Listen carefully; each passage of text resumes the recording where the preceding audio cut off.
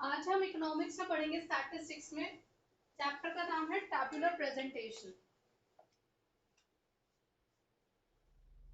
Tabular presentation.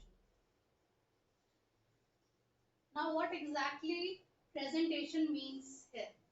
ठीक है, आपके पास बहुत सारा डेटा है, बहुत सारे नंबर हैं, बहुत सारा आपके पास स्टैटिस्टिक्स है। उसको आप किस किस तरीके से प्रेजेंट कर सकते हो। आप उसको टैबुलर फॉर्म में कर सकते हो, मतलब कि टेबल फॉर्म में, जिसके अंदर आप यहाँ पे एक्स की वैल्यूज लिखोगे, यहाँ फ्रीक्वेंसी लिखोगे, यहाँ पे क्लास इंटरवल भी लिख सकते हो। ठीक है, ये सब चीजों की फॉर्म में जब करोगे तो उसे टैबुलर प्रेजेंटेशन बोलते हैं।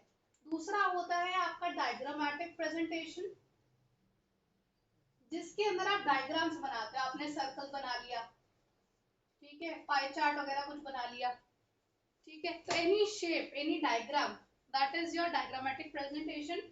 एंड थर्ड आपका होता है कौन सा वाला, ग्राफिकल प्रेजेंटेशन, जिसके अंदर आप ग्राफ बनाते हो। ठीक है, बार ग्राफ, इस तरह से प्रेजेंटेशन देते हो। हाँ, एक होता है टेक्सटुअल, जिसके अंदर आप टेक्स्ट की फॉर्म में लिखते हो। तो सबसे पहले हम टेक्सटुअल फॉर्म में लिखेंगे, जिसके अंदर आप डेटा को पूरी के पूरी स्टेटमेंट्स के अंदर लिखते हो।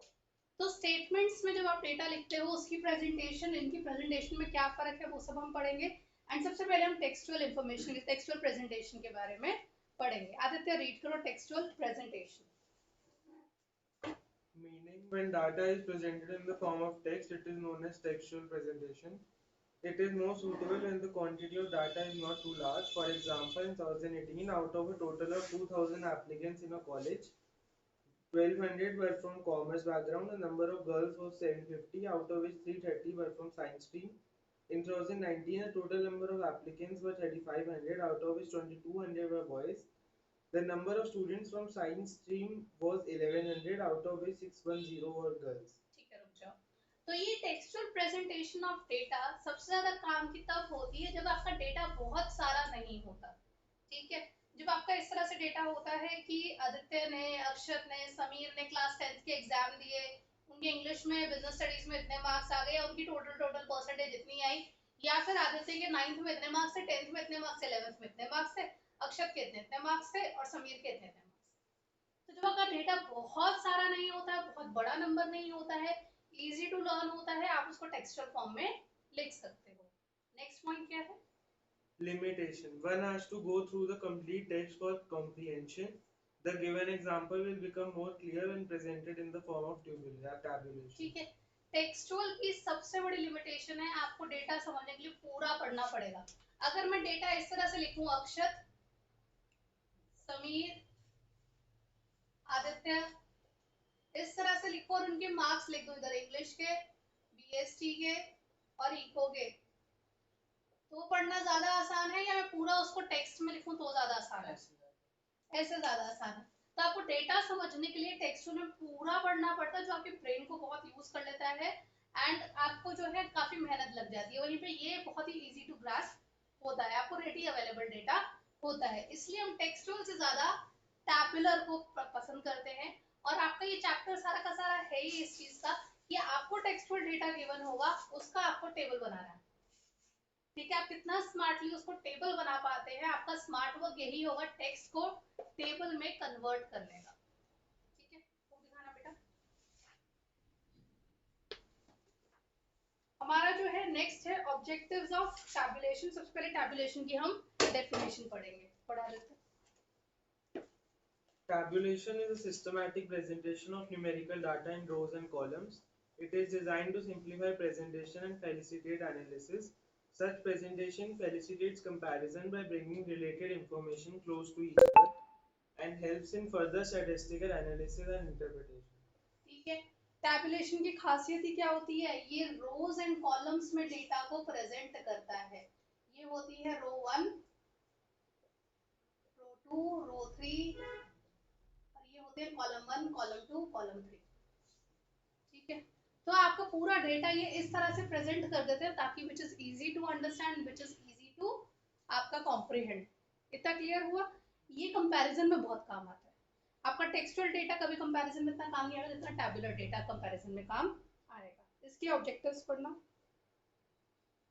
To To simplify the complex data, tabulation aims to present the classified data in an orderly manner. The idea is to reduce the bulk of information under investigation into a simplified and meaningful form. ठीक है, सबसे पहले simplify कर देता है data को।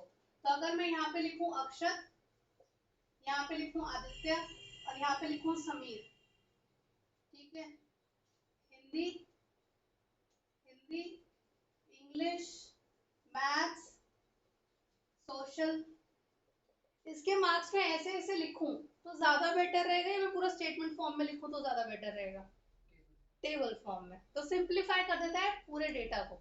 अगर मैं तुम्हें ऐसे नंबर बोल दूं, इसके 23 थे, 22 थे, 90 थे, इस तरह से बोलूं तो आपको याद करना बड़ा मुश्किल हो जाएगा, और यहीं पे टेबल रहेगा तो आपके लिए बहुत आसान रहेगा। Second point of benefit, To economize space, tabulation aims to save space by condensing data in a meaningful form without sacrificing the quality and quantity of data. Second thing it does is saving your space. यही चीज को मैं अगर language form में लिखती, textual form में लिखती, पूरा बोर्ड मेरा भरता। अब मेरा इतने से बॉक्स के अंदर डेटा भी आ गया और साथ में मेरे पास राइटिंग स्पेस भी है। आपका स्पेस कम लेता है। Next, To facilitate comparison, it also aims to facilitate quick comparison among various observations by presenting the data in a tabular form.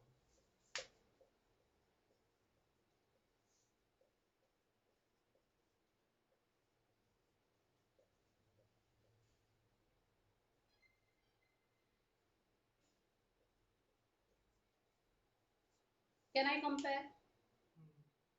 ठीक है, tabulation helps in comparison. Next,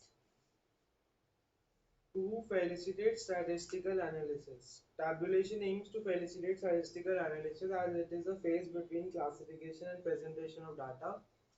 Various statistical measures like averages, dispersion, correlation, etc. can be calculated easily from the data which are systematically tabulated.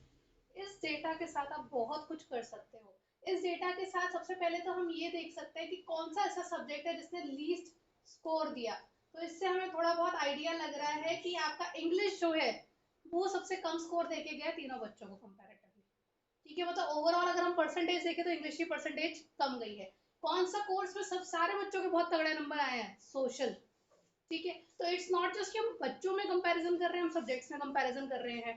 ठीक है, हम average marks निकाल सकते हैं, हिंदी के अलग से, इंग्लिश के अलग से, कुछ भी, और हम रिलेशन में दिखा सकते हैं कि कौन से मार्क्स की वजह से कौन सा डेटा ऊपर जा रहा है। क्या मैथ्स और सोशल में किसी तरीके का हम रिलेशन निकाल सकते हैं कि नहीं निकाल सकते हैं? तो हम बहुत कुछ कर सकते हैं इस डेटा के साथ। इट्स नॉट जस्ट कि हम ये देखिए सिर्फ अक्षत के मार्क्स ज्यादा हैं, आदित्य के हैं या समीर के हैं, हम सिर्फ इतना कंपैरिजन नहीं करेंगे, हम बहुत सारा डेटा इसके साथ निकाल सकते हैं। तो इसको स्टैटिस्टिकल एनालिसिस बोलते हैं। ये बात क्लियर है?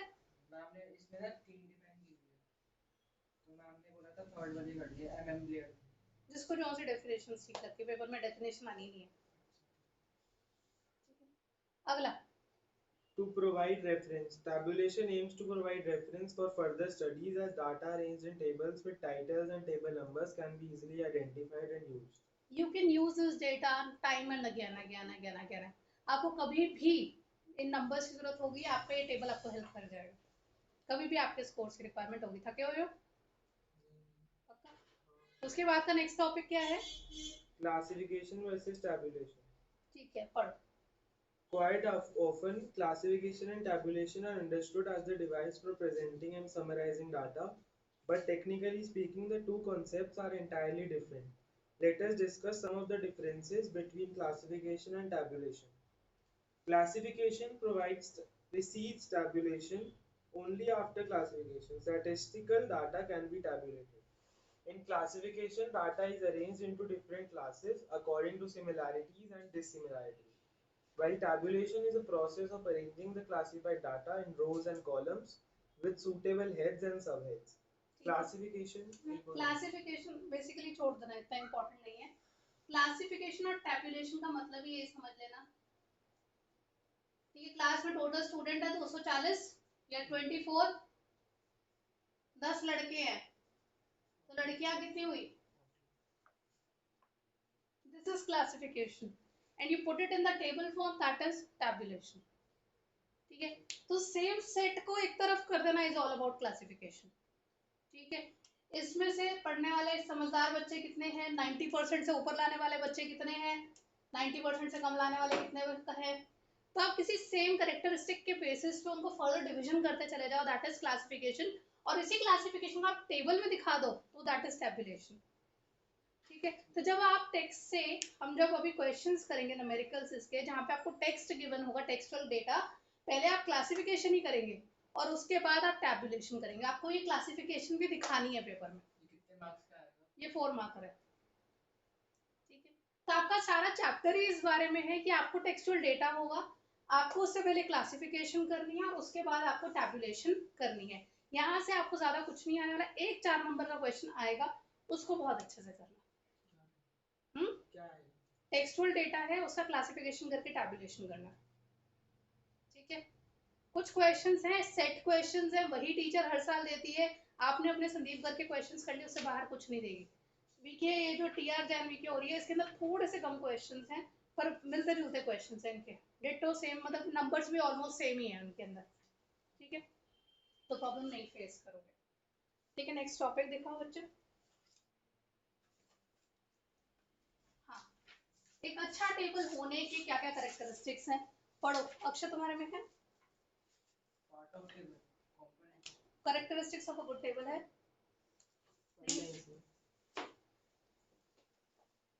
एक अच्छे टेबल के 3 मार्क्स में याद रखना। Features of a good table आपको आ सकता है, अगर बुक में है तो, अगर नहीं है तो मत पढ़ो। हाँ, पढ़ो features of a good table. Title, there must be a title on the top of the table. The title must be a very appealing and attractive. ठीक है, हाँ ये है, पर ये ज़्यादा बड़ा लिखोगे टाइटल में। Class 10 marks of CBSE students, ये क्या हो गया, ये पढ़ते साथ ही समझ में आ जाएगा कि क्या नीचे पढ़ रहे हैं। ठीक है, तो टाइटल ही एक तरह का इंट्रोडक्शन होता है कि आप नीचे क्या देखने जा रहे हो, तो टाइटल बहुत सूटेबल होना चाहिए। अगर मैं लिख दूं लड़कों का डेटा, ठीक है, ये लिख दूं, क्या लगेगा, शादी.com वाली बंदी आ गई है ना। तो आपका टाइटल सूटेबल होना चाहिए, बकवास नहीं लिखनी चाहिए आपके टाइटल के अंदर। तो आप जब टेबल बनाओगे टाइटल जरूर लिखना और ढंग का टाइटल लिखना। अगला, Manageable size, the table should be neither too big nor too small. The size of table should be according to its objectives and characteristics of data. It should fully cover important characteristics of data. ठीक है, आपका table इतना भी नहीं होना चाहिए। ठीक है, आदित्य 90, 89, 88, मतलब कि एक ही के अंदर मैंने सब कुछ घुसा दिया। ठीक है, इतना छोटा सा डेटा भी नहीं होना चाहिए, ना ही इतना बड़ा होना चाहिए कि पहले क्वेश्चन में मैम ने 1 नंबर दिया था, फिर दूसरे क्वेश्चन में 2 नंबर दिए थे, फिर चौथा 4 नंबर दिए थे। इतना बड़ा फैला हुआ डेटा भी नहीं होना चाहिए। ऐसा होता है वैसे? वो तो एक सब्जेक्ट का होता होगा, सारे सब्जेक्ट का एक साथ थोड़ी ना लिख दूंगी। हाँ, तो टू स्मॉल और टू बिग डेटा आपका टेबल नहीं होना चाहिए। टेबल ऐसा होना चाहिए कि हाँ जी बस इतना ही चाहिए, इससे ज्यादा नहीं। आगे next, Attractive, a table should be an attractive getup which is appealing to the eye and the mind so that the reader may grasp it without any strain. कुछ लग रहा है कैची सा बना दो उसको, ऐसा बना दो। ठीक है, या फिर जितने भी अक्षर के स्कोर है एक कलर में कर दो, या इंग्लिश के स्कोर एक कलर में कर दो। ठीक है, कर सकते हैं। इसके अंदर नहीं कर सकते पेंसिल, अगर आप उसमें कंप्यूटराइज्ड प्रेजेंटेशन दे रहे हो, या आपको ऐसे प्रोजेक्ट के अंदर भी बोल दिया, प्रोजेक्ट वर्क के अंदर भी टेबल्स अगर बना रहे हो उसको कलर कर सकते हो। ठीक है, पर पेपर में याद रखना, स्टैटिस्टिक्स में अगर ग्राफ बना रहे हो, टेबल्स तो आप पेन से बना सकते हो, पर ग्राफ डायग्राम्स बना रहे हो पेंसिल से ही बनाने, पेन से बनाए मार्क्स कटेंगे, पेन से मत बनाना। ठीक है, तो टेबल अट्रैक्टिव होना चाहिए, बेसिकली समझ में आना चाहिए सारे एक भाई बंधु हैं, एक दूसरे वाले सारे भाई बंधु हैं। ठीक है, आगे, Special instances, the data which are to be compared should be placed at the left hand corner of column and their title should be written in bold letters. ठीक है, जो कंपैरिजन में होंगे उसको लेफ्ट में रखो, किसके साथ कंपेयर कर रहे हो क्या है, तो सब कुछ आपको लेफ्ट लेफ्ट। ये डेटा जो है कि ये क्या चीज है, जैसा मैंने यहाँ पे लेफ्ट में लिखा है, मैंने ये नहीं लिखा कि हिंदी के मार्क्स यहाँ लिख रही हूँ, इंग्लिश यहाँ लिख रही हूँ, नहीं। आपका जो इन्फ्लुएंसेस है कि कौन सी चीज क्या रिप्रेजेंट कर रही है, आप लेफ्ट साइड पे ज्यादा उसको करोगे। Next, Suit the purpose, the table should be according to the object of statistical investigation. ठीक है, अगर मैंने यहाँ पे ये लिखा है मार्क्स, बाथ टाइम 5 PM, ठीक है, स्मोकिंग टाइम 2 PM, क्या ये मेरे डेटा को सूट कर रहा है? क्या ये मेरे टेबल को सूट कर रहा है? आपका डेटा आपके टेबल के हिसाब से होना चाहिए, ठीक है। नींद में तो नहीं हो ना? ठीक हो ना? नहीं ठीक है। अब बहुत थके हुए लग रहे हो। क्यों आज? है क्या कह रहे हो समीर?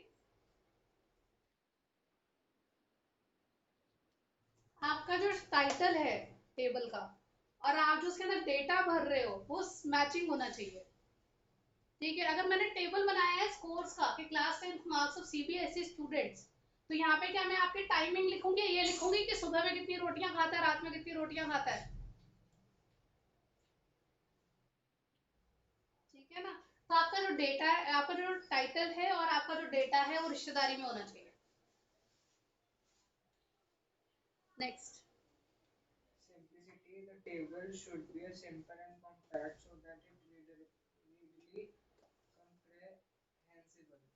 ठीक है, वो सिंपल होना चाहिए टेबल, ज्यादा हाई फाई नहीं होनी चाहिए, भाषा नॉर्मल होनी चाहिए, शशि थरूर की इंग्लिश नहीं यूज करेंगे हम, नॉर्मल इंग्लिश लिखेंगे, वो सब। आगे, Comparison of data, the data which are to be compared should be placed closely. ठीक है, तो बस ये एक दूसरे के साथ, अगर यहाँ पे मैं नेट जा रहा है समीर, मैं नहीं, हो चुका।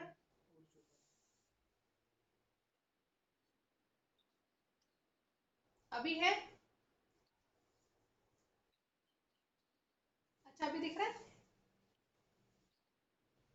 ठीक है। मैं नेक्स्ट पॉइंट पे हूँ कि आप जो डेटा कंपेयर कर रहे हैं वो एक दूसरे के साथ साथ लिखे होना चाहिए। जैसे अगर मैं हिंदी के मान अक्षर के यहाँ लिख रही हूँ तो आदित्य के भी यहीं लिखूंगी उसके साथ साथ ही, और समीर के भी वहीं लिखूंगी उसके साथ साथ ही। ऐसा नहीं कि इसके हिंदी के यहाँ लिख दी और इसके हिंदी के यहाँ लिख रही हूँ और इसके हिंदी के यहाँ लिख रही हूँ, नहीं, ये सारे साथ साथ लगे होने चाहिए कंपैरिजन को एनहांस करने के लिए। क्लियर हुआ? अगला, Columns and the rows should be numbered. When there are number of rows and columns in the table, there must be numbered for reference.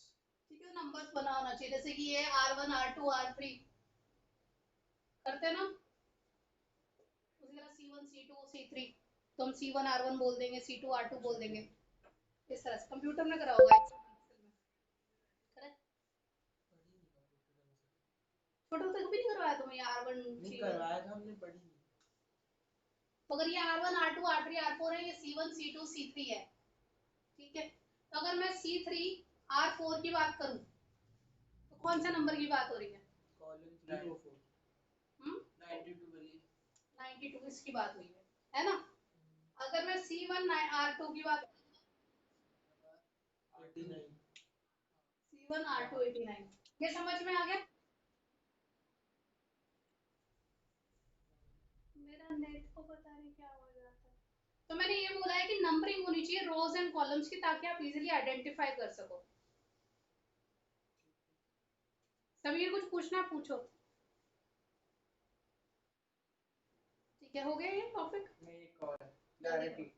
A table should be prepared that even a layman and can draw inferences from it. So far as possible, table should be complete and self-explanatory. ठीक है, हम लोग statistician कोई नहीं है, हम लोग कोई हाई फाई इकोनॉमिक्स वाला कोई भी नहीं है, हम सिंपल लोग हैं, पर देखते स्टैटिस्टिक्स का टेबल समझ में आ गया।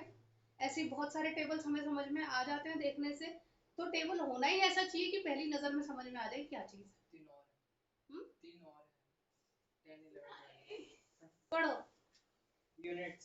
The units destination should be given at the top of the table below the title, like price in rupee and weight in kg. If there are different units for different items, then they should be mentioned in respective columns and rows. ठीक है, तो अगर ये marks है तो मैंने numbers में already लिखा हुआ है। अगर यहीं पे मैं बोलती सैलरी, ठीक है, या फिर मैं बोलती वेट की बात करती, 90 ग्राम भी हो सकता है, 90 किलो भी हो सकता है, तो मुझे मेंशन करना होगा ये जो वेट है वो किलो में लिखा हुआ है, पाउंड्स में लिखा हुआ है, किस में एग्जैक्टली लिखा हुआ है, तो आपको ये एक लाइन में यहाँ पे मेंशन करना होगा कि ठीक है कि ईच नंबर या फिर जो है units used is, units for expression या units expressed is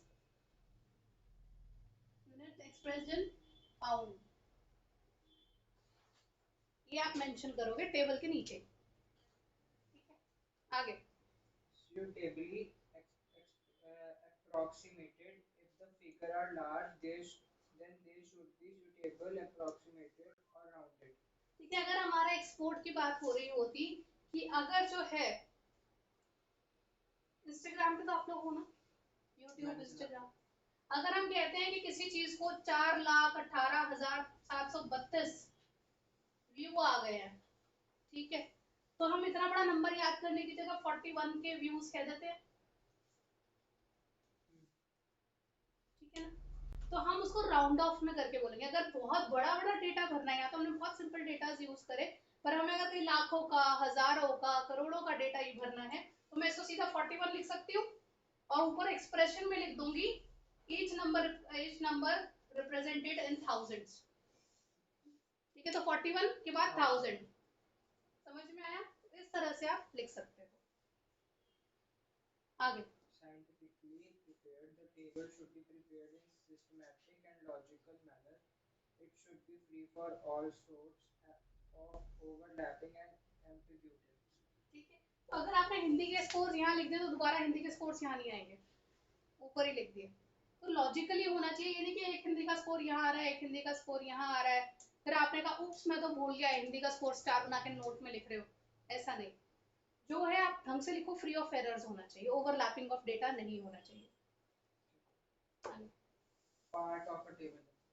parts of a table, ठीक है, मेरी बुक में भी है। ठीक है, दे दो उसको, बुक दे दो।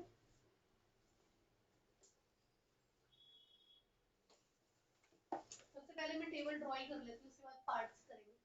ये आपको पेपर में आएगा, ये आपको दो तरीके से आ सकता है, 1 मार्कर में भी आ सकता है पार्ट्स ऑफ टेबल, या 3 मार्कर में भी आ सकता है।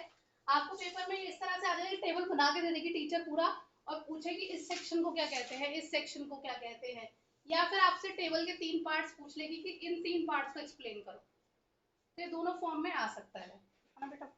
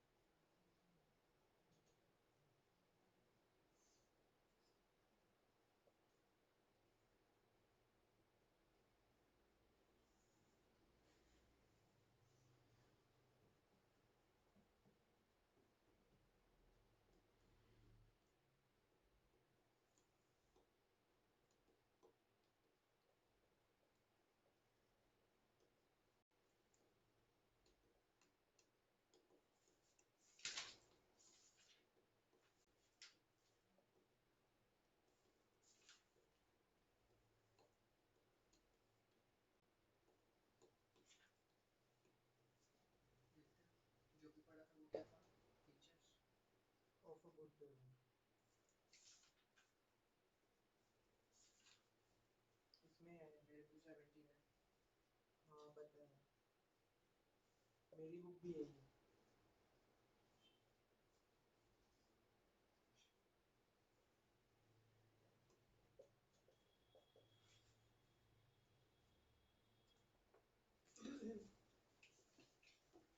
टीचर पूछेगी स्टब क्या होता है, फेवरेट है टीचर का। Stub is the row heading. जब आप ऐसे ऐसे रोज लिख रहे हो, यहाँ पे क्या क्या डेटा आएगा आपका, उसे स्टब कहते हैं। ठीक है, कि हम यहाँ पे क्या लिखने जा रहे हैं, फिर ऊपर आपका कैप्शन होता है, इसको स्टार्ट करेंगे 1 बाय 1 रीड करना। स्टब से स्टार्ट करो, पार्ट्स ऑफ टेबल। Stuff तो है ही इसमें। क्या हुआ है ना, सबसे पहले टेबल स्टार्ट करो, पार्ट्स ऑफ टेबल, फिर नंबर 1 से। table number. Each table should be numbered for easier identification and further reference. When there are many tables, then these tables should be numbered in a logical sequence. The table number may be given on the top of the table or at the beginning of the title of the table. Subscripted numbers like 1.2, 2.1, etc. are also in use for identifying a table according to its location. For example, table number 5.1 is read as first table of the fifth chapter. ठीक है, तो table number 5.1 है fifth chapter का पहला table, ये मुझे top पे होता है जनरली। ठीक है, टेबल नंबर 1, फिर आप टाइटल लिखते हो। Next, A suitable title should accompany every table. Title is a brief explanation of the contents of a table. The title should be clear, self-explanatory, and free from any ambiguity. A title should be brief and should be placed in a prominent place, usually from the table number. In some cases, it becomes desirable to use long title for the sake of clarity. In these situations, a catch title may be given above the main title. For example, the firm's name may appear as a catch title, and what is contained in the table may come thereafter. तो ऐसा भी हो सकता है table number 5.1 lotus circle study centre, ये तो मेरे name of firm हो गया, फिर मैं टेबल लिख दूंगी marks of class 10 CBSE students. अब ये टाइटल बहुत बड़ा है, बट क्या ये टाइटल सेल्फ एक्सप्लेनेटरी है? तो टाइटल आपका बड़ा हो जाए कोई प्रॉब्लम नहीं, पर वो टाइटल समझ में आना चाहिए क्या रिप्रेजेंट क्या कर रहा है, तो ये मुझे टॉप पे होता है generally. Next, Contents of title. The title should maintain following information: nature of data, criteria of classification, subject matter, place to which data relates, time to which data relates, source of data, reference of the data information. तो अगर आपको ये सारा data जो है आपको specifically mention करना हो सीबीएसई साइट, तो आप सोर्स लिख सकते हो एंड में, सोर्स cbse.nic.in, यहाँ से डेटा लिया गया है, कुछ भी आप सोर्स एंड में मेंशन कर सकते हो। Next, Captions or column headings. At the top of each column in a table, a column designation is given to explain figures of the column. This is called caption or column heading. Caption refers to the headings or designations of vertical columns. Captions are generally written in the mid of the columns in small letters to occupy less space. ठीक है, class 11th class 12th students, कुछ भी आप इस तरह से लिख सकते हो, class 11th class 12th boys girls, इस तरह से जो होगा आपका कैप्शन में चला जाएगा। कैप्शन हो जाएगा क्लास 11th, ठीक है, उसके नीचे हो जाएगा क्लास 11, सॉरी कैप्शन हो जाएगा क्लास 11th, यहाँ पे हो सकता है बॉयज, यहाँ लिख देंगे girls. Section class A 11th B, फिर बॉयज गर्ल्स ऐसे हो सकता है। Stubs or row headings. Like a caption or column heading, each row of the table has to be given a heading. यहाँ पे मैं लिख सकती हूँ सब्जेक्ट, यहाँ पे कौन से सब्जेक्ट्स मैं मेंशन करने जा रही हूँ, अलग अलग रोज में कौन कौन से सब्जेक्ट्स आएंगे। Stubs refer to the headings of horizontal rows. A brief description of the row headings may also be given at the left and top in the table. ठीक है, तो आप थोड़ी सी ब्रीफ हेडिंग में लिख सकते हो subjects according to 30% reduce syllabus. हाँ, क्या ये नहीं पढ़ना। उसके बाद नेक्स्ट टॉपिक क्या है? Body of the table. This body is of the table, इसमें सारे नंबर्स जो लिखोगे। This is the most important part of the table as it contains data, numerical information.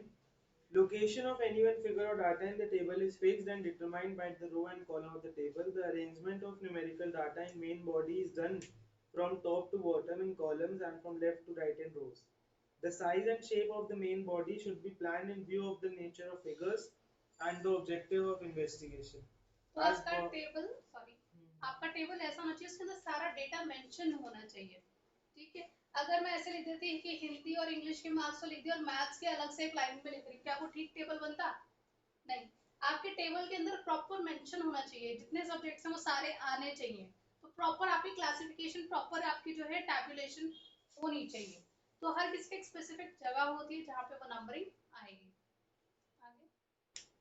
As body of the table reveals the whole story of facts and findings of a statistical investigation, it is necessary to be careful so that irrelevant data does not find place in the table. ठीक है, अगर मैं लिख दूं इसके 90 आए थे और साथ में लिख दूं चीटिंग करी थी, इररिलेवेंट डेटा नहीं लिखना, सिर्फ 90 है तो 90 है। तो लिखो किसी ने तो लिखो, क्या फर्क पड़ता है, बहुत सारे बच्चे कर रहे हैं आजकल तो ऑनलाइन में। मेरे में मार्क्स लिख के लिखवा था चीटिंग कर, लिखा था इंग्लिश में, इंग्लिश वाली आनी हाईली और हार्डली मैटर्स, तुम्हारे रिपोर्ट कार्ड में नहीं लिख सकती हो चीटिंग करी है। Unit of measurement. The unit of measurement of the figures in the table should always be stated along with the title. If the unit does not change throughout the table, However, if there are different units for rows and columns, then these units must be stated along with stubs or captions. In case of large figures, they should be rounded up and the method of rounding should be indicated. ठीक है, तो सबसे पहले अगर आपका data इस तरह से है, लेट्स सपोज अगर आपका डेटा एक तो हो गया किलो में, ठीक है, और एक हो गया रुपीस में, तो आप प्रॉपरली मेंशन करोगे कि ये चीज किलो में है कि 10 किलो आटा 10 रुपीज पर केजी में मिल रहा है, और टोटल खर्चा जो है अगर आपका बन रहा है 100 रुपीज, ठीक है, 10 किलो आटा लिया, 10 रुपए पर केजी उसका प्राइस था और 100 रुपीज, आप मेंशन करोगे कौन सी चीज किलो में है, कौन सी चीज रुपी में है, मेंशन करेंगे कैप्शन में ऊपर कैप्शन में। कौन सा पढ़ा था अभी? Unit of measurement. Unit of measurement. दूसरी चीज, अगर आप किसी चीज को राउंड ऑफ कर रहे हो तो वो भी आपका पूरा पूरा को मेंशन करना होगा कि वन जो है 1 unit is equals to 1 lakh rupee. अगर मैंने 41 लिखा है तो उसका मतलब हो गया 41 लाख। फिर लिखना है 41 लाख। अगर मैंने पहले ही लिख दिया, मेंशन कर दिया कि 1 unit is equal to 1 lakh, और मैंने यहाँ पे 41 यूनिट्स लिखे हुए हैं, तो ये बाय डिफॉल्ट आपको अंडरस्टैंड करना होगा 41 का मतलब 41 लाख है। बस सिर्फ फिर 41 लिखना, उसके हाँ, बाद ऊपर लाख टेबल का- में यहाँ पे कहीं पे भी मैं मेंशन कर दूंगी कि ये अगर जैसे मेरा खाली यहाँ के यूनिट्स चेंज हो रहे हैं, तो मैं यहाँ पे मेंशन कर दूंगी कि unit express 1 unit is equals to 1 lakh units. समझ में आया? और अगर पूरे डेटा में चेंज कर रही हूँ तो ऊपर टेबल के साथ ही, टेबल नंबर के साथ ही लिख दूंगी, टाइटल के साथ ही नीचे 1 unit is equals to 1 lakh unit, 1 lakh numbers. Head notes. In case the main title fails to convey complete information, a head note is also given in small brackets in prominent words just below the main title. Head note is inserted to convey all the relevant information about the data. For example, common units of measurement used in the table are usually expressed as in million rupees, in tons, in kilometers, etc. Head notes are also known as prefatory notes. ठीक है, तो अगर मेरा पूरा data जो है लाखों में है और मैं सिर्फ यहाँ पे छोटे छोटे नंबर लिखना चाहती हूँ, तो मैं हेड नोट में डाल दूंगी each number represent 1 lakh. Units वाला जो क्या है? हाँ, वो head notes equal head notes में भी डाल सकती हूँ अगर मेरा सारा ही डेटा में चेंज मार रही हूँ तो, ठीक है। अगर सारे डेटा की यूनिट सेम है, हाँ, वरना नहीं कर सकते। अगर सारा डेटा मेरा लाख्स में है तो ही कर सकते हैं, तो मैं कर सकती हूँ, वरना फिर हमें सब हेड में लिखना पड़ेगा और तो सिर्फ सब हेड केजी में। का वजन। हाँ, और अगर मैं लिखना चाहती हूँ कि मेरे मार्क्स जो सिर्फ लड़कों के हैं, तो बॉयज ओनली करके भी मैं हेड नोट में लिख सकती हूँ। Source note. A source note refers to the source from which information has been taken. Source note is given in case of secondary data. The source should contain the name of the book, page number, table number, etc. from which the data have been collected. If more than one source is there, all the sources are to be written in the source note. अगर मैंने बहुत सारे इकट्ठे, बहुत सारे इलाकों से बहुत सारे इंफॉर्मेशन जो है अलग अलग सोर्स से गैदर करी है, तो मैं सारे मेंशन करूंगी। हो सकता है मैंने सीबीएसई से करा हो, वो सबसे एंड में यहाँ पे टेबल के बिल्कुल नीचे, टेबल के अंदर तो गूगल नहीं, जब खोलते हैं टेबल तो के बना एकदम होता है। नीचे होता है। हाँ, तो ये आपका हिंदुस्तान टाइम्स से लिया है मैंने या कहीं और से लिया है, तो मैं सारा मेंशन करूंगी। किसी राइटर की बुक से लिया है, इकोनॉमिक टाइम्स से लिया है, वो सारा इस टेबल के ठीक नीचे सोर्स इटैलिक फॉर्म में लिखा हुआ होता है। if a reader desires to refer the original data, the source note helps him to locate the primary data. Source note is generally written at the bottom of the table. For example, source note may be Economic Survey 2018-19. ठीक है, तो ये आपका यहाँ पे नीचे हो सकता है। इसमें कुछ दिखा तो नहीं रहा, सही आ रहा है ना नॉर्मल? जो यहाँ से दिख रही सही आ रहा है। समीर दिखाई दे रहा है ना? आवाज ही नहीं आ रही तुम्हारी। ओके, अगला। Important. Source note is important for three reasons. It gives credit to the source who collected the data. It provides a reference to source material which may be more complete. It provides some ideas of the reliability of the data and the source. Source लिखने के 3 फायदे होते हैं, ये आपसे आ सकता है। सबसे पहले तो आप उसको श्रेय देते हो जिसने आपको ये इन्फॉर्मेशन दी, आप उसको एक तरह से थैंक यू दे रहे हो, उसका श्रेय दे रहे हो, उसे क्रेडिट दे रहे हो। दूसरी चीज आप उसका जो है कि अगर किसी को पूरा एक्सपैंडेड डेटा चाहिए, मैंने तो थोड़े से नंबर दिखा दिए, किसी को पूरा डेटा जानना है, खोल लो ये किताब जहाँ पे सोर्स लिखा है, वहीं से निकाल लो। ठीक है। तीसरा, अगर मैं सोर्स मेंशन करी तो सामने वाले को मुझे भरोसा होगा कि हाँ ये बता रहा है, इसने कहाँ से लिया है, तो ये सच में कहीं से डेटा इसने लिखा है, इसलिए सच में जो है इसका डेटा सही है, ऐसी हवाबाजी नहीं करी इसने। ठीक है, तो सोर्स कहीं ना कहीं श्रेय देने के लिए थैंक यू की तरह काम आता है। एक्सपैंडेड डेटा को जानने के लिए आप सोर्स को रेफर कर सकते हो। तीसरा, आपके डेटा पे ट्रस्ट हो जाता है लोगों को, ये डेटा ठीक है। सोर्स नोट और सोर्स सेम है ना? आगे Footnotes. Footnote is the last part of the table. Footnote explains the specific feature of the data content of the table, which is not self-explanatory and has not been explained earlier. ठीक है, अगर आप source के नीचे footnote बनाते हो, अगर मैंने कहीं पे डबल स्टार बनाया हुआ है, ठीक है, तो डबल स्टार क्या रिप्रेजेंट कर रहा है?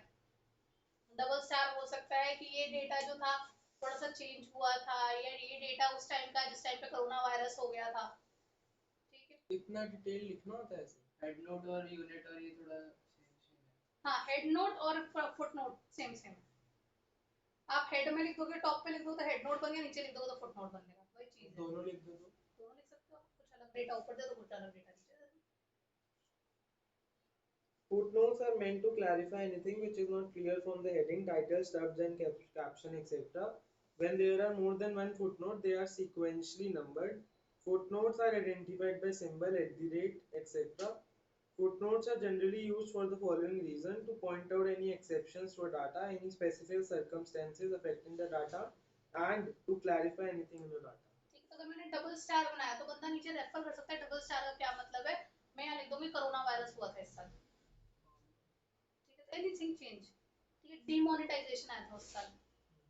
कुछ इस तरह से नंबर्स दिखा सकते हो। फुटनोट मेरा कुछ सिंबल जो है वो रिप्रेजेंट करता है नीचे, जैसे कि कंडीशन अप्लाई, आपको सेल का ऑफर लिखा होता है, सेल के ऑफर के साथ लिखा होता है कंडीशन अप्लाई स्टार, फिर आप वो स्टार क्या है एग्जैक्टली आप जानने के लिए नीचे फुटनोट में आते हो।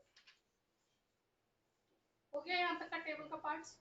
ठीक है, आपके आगे एग्जाम्पल होगा, टेबल बना हुआ होगा, उसको एक बार चेक कर लो। कोई चीज समझ में नहीं आ रही है मुझसे पूछो, नीचे एग्जाम्पल के अंदर एक टेबल पूरा बना रखा उन्होंने। कुछ पूछना है पूछो मुझसे।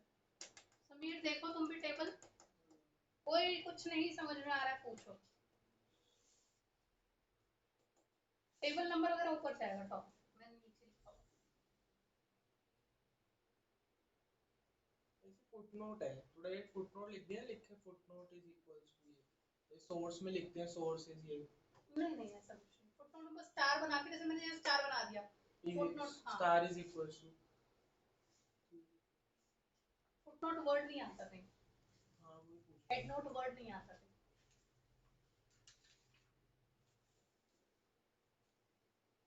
पेपर में सब आने के बहुत चांसेस हैं। हॉरिजॉन्टल लाइन को डिपिक्ट करने वाले कौन से नाम होते हैं? वर्टिकल लाइन को, जैसे कि कैप्शन जो है कॉलम्स को रिप्रेजेंट करता है, स्टब जो है हॉरिजॉन्टल रोज को रिप्रेजेंट करता है। आपसे डिफरेंस पूछ सकते हैं स्टब और कैप्शन का। इसमें स्टब हेड ऐसे लिखा हुआ है, रो हेडिंग ऐसे ऐसे ठीक है। आपकी टीचर आपको ये टेबल बना के दे सकती है, तुम्हारे को अगर ये बुक रेफर हुई तो मैं वो बना के दे देगी, तुम्हारे को ये बना के दे देगी, और एक चीज गायब कर देगी, जैसे स्टब गायब कर दिया यहाँ से, मुझे दिया है। फिल इन द ब्लैंक क्या आएगा, ये हटा दिया, ऐसे भी आ सकते हैं, वन मार्कर दो क्वेश्चन है पूछे जा सकते हैं ऐसे। चैप्टर हो गया ये? हाँ मैं साइड्स के लिए रो के बाद क्या लिखा है? स्टब हेडिंग, रो हेडिंग, नहीं वो स्टब एंट्रीज के बाद रो एंट्रीज। तुम्हारी बुक में नहीं बना हुआ? ऐसा बना हुआ। अच्छा बना, कोई नहीं, तुम्हारी टीचर वैसा दे मैम देगी। ऐसे कुछ कल पूछेगी ना, उन्होंने यही पूछना। अच्छा, स्टेटमेंट भी पढ़ के जाना।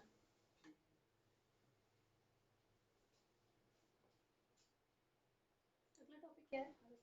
Types of tables.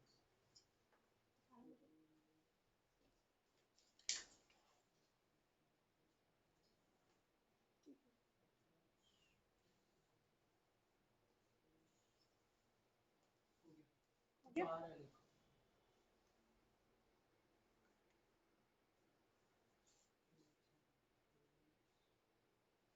आगे बढ़ो समीर, समीर हो? ठीक, एक एक थोड़ा सा और उठा रही हूँ, फिर तुम चले जाना।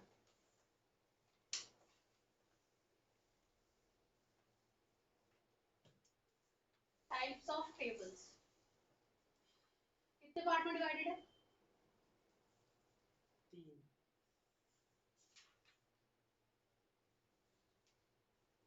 बताओ। पहला objective और purpose. किस कार्य हेतु बना रहे हैं, किस ऑब्जेक्टिव को अचीव करने के लिए बना रहे हैं. Next, Nature of data. किस तरीके का डेटा है. आगे, Extent of coverage. कितने एरिया को कवर कर रहा है. ठीक है. ऑब्जेक्टिव वो करता है General purpose, special purpose. General purpose की जनगणना कर ली. ठीक है, जनरल पर्पस के लिए होता है. या स्पेशल पर्पस, खास मैंने हरिनगर का डेटा खास हासिल किया, मुझे यही जानना है कि यूथ में कितने बच्चे स्मोक करते हैं, कितने नहीं. यूथ में किस एज में गर्लफ्रेंड बन जाती है, बॉयफ्रेंड बन जाता है या नहीं, ये जानने के लिए स्पेशल पर्पस होता है. ठीक है. Nature, Original derived. खुद से डेटा कलेक्ट कर रहे हो, खुद से टेबल बना रहे हो, ओरिजिनल. किसी का कॉपी मार लिया टेबल, डिराइव्ड. आगे, Simple table, complex table. Simple complex. जो मैंने पहले टेबल बनाया था जिसमें मैंने तुम्हारे मार्क्स लिखे थे, वो सिंपल था कि कॉम्प्लेक्स था. Simple. और जो मैंने बाद में टेबल का पार्ट्स बनाए थे, जो भी टेबल के, वो कॉम्प्लेक्स. उसमें बहुत सारी सेक्शन के सब सेक्शंस बन रहे थे जो हम अभी बनाएंगे भी आगे. ठीक है. ये क्लासिफिकेशन है ना, हाँ, जैसा बना. आज के लिए इतना रखते हैं, इसको मैं नेक्स्ट क्लास के अंदर कंटिन्यू करूंगी. Okay, next. थर्सडे 4 बजे. ठीक है, आज के लिए इतना ही. ओके समीर.